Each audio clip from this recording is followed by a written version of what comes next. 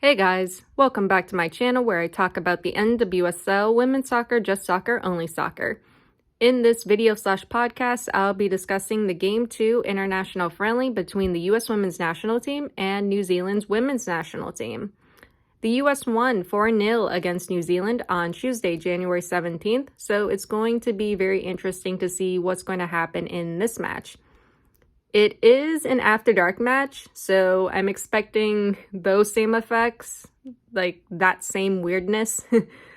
Something interesting to note that I found out after the first match is New Zealand is missing 9 of their starting players. While this is an international break, I say that in quotations, it is not an official FIFA international window. That means clubs that are in season don't have to release their players if they don't want to. So let's say there is a player from New Zealand playing for Arsenal.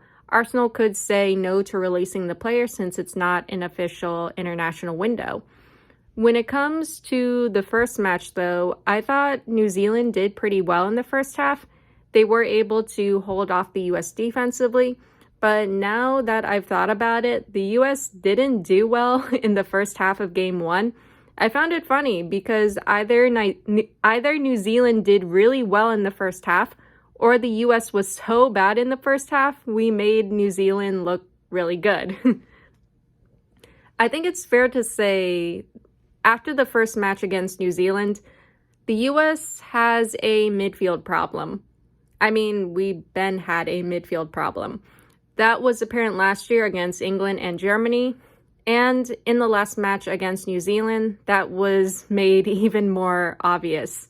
The second half was a lot better because Sullivan came on for Korniak and Horan dropped back to the central midfield instead of trying to push up in the attack like she was doing in the first half.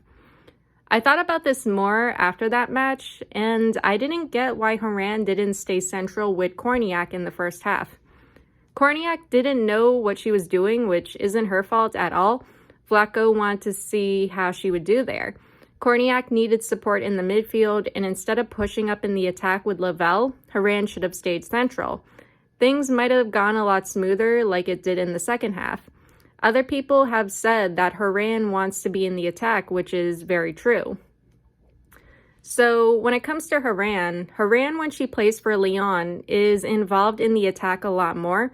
But the thing is, Lyon has confident and experienced midfielders like Amandine Henry, Sarah de Brits, Jennifer Marojan, Danielle van der Donk, and so on. Because of them, it allows Horan more freedom to push up in Lyon's attack. I think Horan is trying to play the same way she would play at Lyon. But the thing is, the US women's national team is not Lyon. We need a midfielder or two who can control the midfield, win back possession, and hold.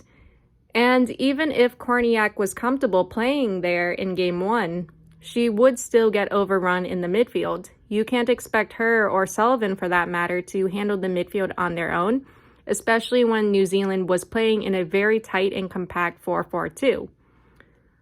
When it comes to Game 2, US Soccer came out with a statement on Thursday, January 19th, that Horan returned to France for Lyon's match against Montpellier. This was agreed upon earlier by OL and US Soccer. Alright then, I was actually going to say Vlatko should bench Horan for this match or for the first half and continue testing out the other midfielders. I think Lyon did that for us. So let's take Sullivan and play her alongside Christine Mewis, Ashley Sanchez, or Sam Coffey. Christine Mewis is an experienced attacking midfielder, and she will be able to drive the US's attack forward. At the same time, she's also aggressive in the midfield and could be good in those 1v1s. Ashley Sanchez, when she came on during the second half, she had a really good impact and was connecting with Trinity Rodman in the attack.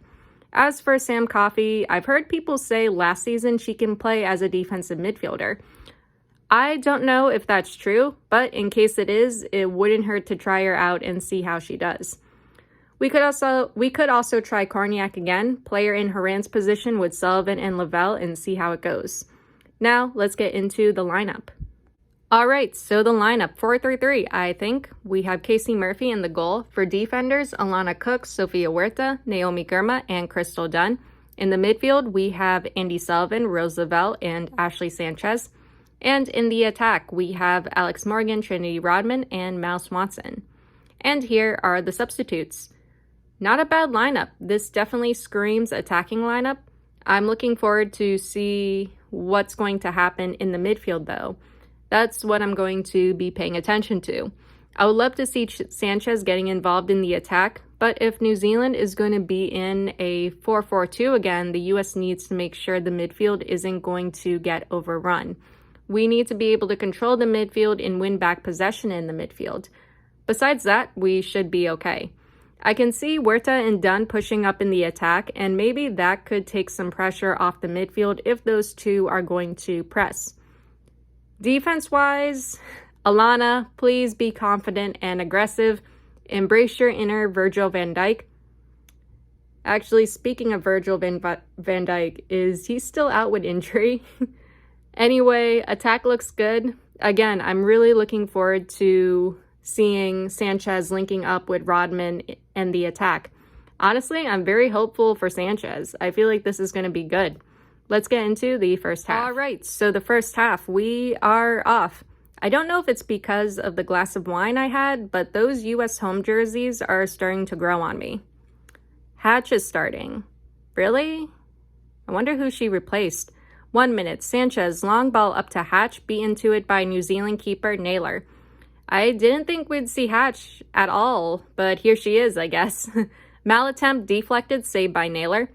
All right, so according to US Soccer, Alex Morgan was experiencing some lower leg tightness, and that's why Hatch is here. 2 minutes, ball up for Hatch, kicked back to the keeper. Sanchez crossed to Hatch, kicked away. Good control by Sanchez. 3 minutes, Mal cross, Rodman unable to get a touch on it, cleared. 4 minutes, Sanchez down, holding the back of her thigh just above her knee. Trainer's out to check on her. Hopefully it's nothing serious. She was doing so good in the midfield. So she's coming off, but I think she's going to be coming back in. 5 minutes, game starts up again. 6 minutes, New Zealand pressing high. Some back and forth in the midfield. Hatch long distance nutmeg by the US back line. Think that was Gurma or Dunn. 7 minutes, New Zealand on the attack. Good defending by Dunn. 8 minutes, New Zealand corner kick. Oh God. Taken low and cleared. Mal on the run up to Sanchez in the box. Sanchez slips, picked up by Naylor. 9 minutes, Cook over to Huerta. Too much behind it, goes out of play. 10 minutes, New Zealand on the attack. Huerta recovers, ball still in the box. Cook almost loses it to a New Zealand attacker. Get it out of your box.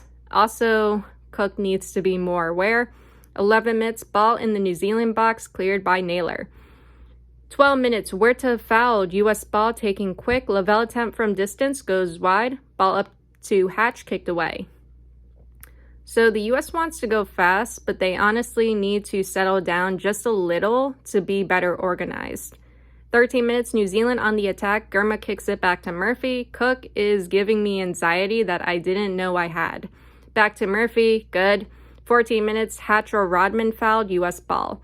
Lavelle sends it into the New Zealand box. Hatch header to Sanchez. Sanchez offsides. 17 minutes, ball up for Hatch, beaten to it by Naylor. Long ball up to Huerta, kicked away. 18 minutes, Mal cross blocked. 19 minutes, US corner kick. Hatch, who were you heading that to?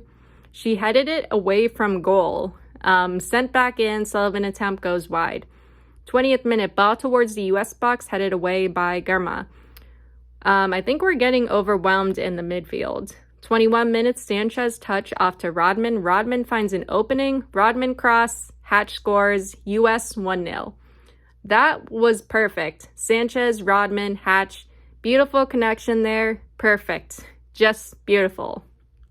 23 minutes, New Zealand on the attack. Huerta defends it away. US, please don't pull a Vafal Wolfsburg and concede a minute after scoring. Ball sent into the US box, scooped up by Murphy. 24 minutes, good defending and good tackle by Cook. Yes, let's do more of that. 25 minutes, Lavelle fouled, US ball. Mal cross, Sanchez attempt blocked. 26 minutes, US corner kick, kicked away. Huerta cross, I think, caught by Naylor. Sullivan fouled, taken out, US ball. 27 minutes, Dunn cross, headed away. 29 minutes, Sullivan to Sanchez. Sanchez touch to New Zealand. Who was that for? 30th minute, Sanchez off to Dunn. Dunn puts it out of play. Who were you passing to? Hatch down after being slammed in the back, holding her head. Trainers out to check on her. Eventually, yellow cards have to come out at some point. 31 minutes, New Zealand making an early substitution. Not sure why. Green out, Ward in. 32 minutes, Hatch is okay. She's coming back in. 33 minutes, U.S. free kick. 34 minutes, Rodman cross kicked away. Lavelle up to Swanson, cleared. Okay, so the play was pulled back for a late challenge on Lavelle. U.S. free kick outside the New Zealand box. Hits the wall, cleared. 35 minutes, ball in the U.S. box, cleared by Murphy. 36 minutes, Dunn up to Sanchez, kicked away. 37 minutes, ball up to Rodman. Rodman brought down. Yeah, that's a foul. From the replay, she was shoved in the back. 38 minutes, Huerta cross. Lavelle touches it in. U.S. 2-0. Another great goal, and what an assist from Huerta. 39 minutes, Germa back to Murphy. Murphy clears. 40th minute, Dunn clears. Yeah, sometimes you just gotta get it out. 43 minutes, Cook, who were you passing to? She gave it right back to New Zealand. Ball thrown into the U.S. box, kicked away. 44 minutes, Sanchez fouled, shoved in the back, U.S. ball. 3 minutes of added time. 45 minutes, good fight from Sanchez in the midfield. Mal brings it into the New Zealand box, kicked away. 46 minutes, Sullivan to Rodman, miscommunication there. Rodman doesn't go for it. 47 minutes, Sanchez cross or attempt goes wide. Ball towards the U.S. box, Cook back to Murphy. 48 minutes, whistle blown, first half ends, U.S. 2-0. Wow, this was a good first half. I said I was going to focus on the midfield, but when I saw Hatch, I started to focus more on the attack. I honestly didn't think we'd see her play at all in these games, but I'm really happy to see her. I love the combination leading up to her goal. That was a great goal for her. She's been good about getting into the box, which is great, but she just needs to connect more. When it comes to the U.S.'s midfield, they're doing pretty well. There were moments where the midfield was getting overwhelmed, but Sullivan, Sanchez, and Lavelle are finding their way through New Zealand's attack and midfield. They're handling that pressure surprisingly well, but they still have to be careful. They still have to maintain control and possession. New Zealand has been very tight with their formation to the point where they look a bit rigid. I think the U.S. has been able to take advantage of that, and with the U.S.'s pace, they can find their way through. Also, I noticed Rodman would drop back to the midfield and allow Sanchez to push up. Likewise, Sanchez would drop back and allow Rodman to push up. I like that switch off between them. Great chemistry there. I hope we can see more of it. Now, let's get into the second half. All right, so the second half, we are off. U.S. substitutions, Dunn and Germa out, Sonnet and Fox in. Okay, cool, I guess. And as I say that, Cook, be more aggressive in your 1v1s. 46 minutes, ball to the U.S. box, Sonnet recovers, ball taken away from Rodman, U.S. recovers. 47 minutes, header towards the U.S. box, Sonnet kicks it back to Murphy. 48 minutes, Mal cross, Hatch attempt goes wide. Close, very close there. 49 minutes, ball up for Mal offsides. 50th minute, Lavelle to Sanchez, taken away, U.S. recovers. Ball up to Rodman, too much behind it, goes out of play. 51 minutes, long ball towards the U.S. box, Murphy recovers. Mal up to Hatch, Hatch doesn't see it, kicked away. How does she not see that? 52 minutes, Fox cross, Rodman can't get a touch on it, Mal unmarked, scores, U.S. 3-0. 53 minutes, Mal running into the box with the ball, she wants another goal, taken away and cleared. Also, Hatch, why are you just standing there? Get it from the New Zealand player. 54 minutes, Sanchez or Fox cross kicked away. Cook to Huerta, too much behind it, goes out of play. Sanchez do better in those 1v1s. 55 minutes, ball to the U.S. box, Cook and Sonnet chasing. Cook shoved off the ball, Sonnet recovers. A little slow to clear. Also, Cook, your awareness needs to be better.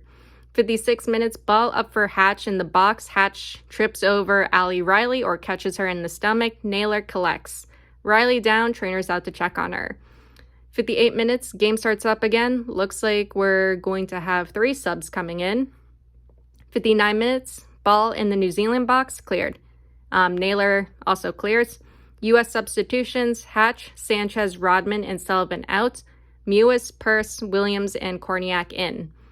61 minutes, ball in the New Zealand box, cleared. 62 minutes, Lavelle up to Williams, collected by Naylor. 63 minutes, ball taken away from Purse, kick to the U.S. side, Cook kicks it back to Murphy. Fox offsides? Yeah, that's true.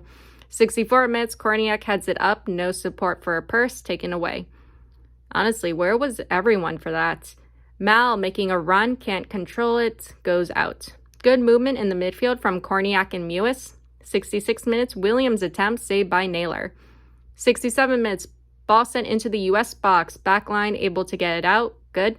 They handled that really well. 69 minutes, long ball to the U.S. box, headed away by Sonnet. And some good defending from Fox. 70th minute, New Zealand corner kick, cleared. Williams yellow card for tripping up a New Zealand player. Really? Now you're handing out yellow cards after letting those fouls in the first half go? Actually, Williams did catch her in the face though. So, yeah, I guess that was a fair yellow. 71 minutes, New Zealand free kick, ball sent in, Murphy fouled, U.S. ball. 73 minutes, Korniak, long pass up to Williams. Williams cross, Lavelle taps it in, U.S. 4-0. Thought that was about to go wide. 75 minutes, Mal fouled, U.S. ball. 76 minutes, ball up to Purse, out of play. Purse cross, misses Mal or Williams. Korniak taking off the ball. Attacking midfielder? Yes. Holding? Probably not. Needs more practice. 78 minutes, Korniak long ball up to Mal. Mal down, strong challenge. She's okay. 79 minutes, U.S. corner kick. Korniak heads it in. U.S. 5-0. That's what I talked about in my other videos. With Korniak's height advantage, we can win those aerial battles and get goals. Reminds me of Abby Wambach, but let's get Korniak some more confidence and let's get her in the attack. Williams' attempt or cross hits the side netting. 82 minutes, Lavelle up to Purse, off to Mal. Mal cross hits defender in the face. New Zealand defender, green. I guess this is another green, down. Trainer's out to check on her. Kind of reminds me of Lena Oberdorf did something similar in a Wolfsburg match, and the player was knocked out and had to be taken off by stretcher. Green is okay though, that's good. Face is probably going to be a little sore though. 86 minutes, game starts up again, U.S. corner kick, taken short for some reason. Huerta attempt hits the side netting. I saw two of the U.S. players talking to Vlatko while Green was getting checked over. I don't know what he said to them, but ignore him and just play. 87 minutes, ball up to Purse. Purse attempt blocked by Naylor. 88 minutes, Williams' attempt goes wide. That could have been a cross for Lavelle if she ran faster. 89 minutes, Williams cross, Mal attempt blocked, so close. 90th minute, Mal attempt saved by Naylor. 5 minutes of added time. 91 minutes, U.S. corner kick, Korniak header, blocked, Huerta attempt deflected. 92 minutes, U.S. corner kick, defended away, Korniak, get up there. You can beat Naylor with your height advantage. And you can also win those aerial battles against the defense. 94 minutes, Huerta attempt goes wide, way off target. 95 minutes, whistle blown, second half ends, U.S. wins, 5-0. Yeah, that was good. That was fun. Honestly, I kind of sat back and enjoyed the game. Midfield looks all right. I think Mewis should honestly get more minutes. I don't know why Vlatko doesn't start Christy Mewis. I thought she did well playing alongside Korniak in the midfield. Korniak actually did a lot better in the midfield this time around, and I think it's because she had support from Mewis and also the back line. She seemed more comfortable. She could play as a 6, but she may have to work on that a little more. I actually like Sullivan, Lavelle, and Sanchez/Rodman in the midfield. Chemistry seems great between Rodman and Sanchez, but also with Sullivan and Hatch. I said it last year, but that chemistry between those 4 Spirit players would be something I'd want to take advantage of as much as possible. Serena Weigman and Martina Voss-Tecklenburg of England and Germany, respectively, would definitely work on that chemistry. So in the midfield, we got to see Sanchez, Lavelle, Sullivan, Mewis, and Korniak. They all have their strengths, probably more so in the attack. But yeah, we still need that holding/defensive midfielder to control the midfield. We can't just rely on Andy all the way through unless we can, I don't know, keep her healthy and injury-free in the upcoming months. The She Believes Cup is coming up in February. We'll be taking on Japan, Canada, and Brazil, and hopefully we'll be able to see how these midfielders do in those games. I'm for Sanchez all the way. Sullivan, Sanchez, Mewis, Sullivan, Sanchez, Korniak, or maybe Mewis, Sanchez, Lavelle. May as well experiment. Anyway, great game, lots of fun. Already looking forward to the She Believes Cup, which is only 4 weeks away. We'll probably get a roster for that in the upcoming weeks or at the start of February. I'm not really expecting that many changes from this roster, but who knows? That is all I have for you guys today or tonight, and I'll see you all in the next one. Later.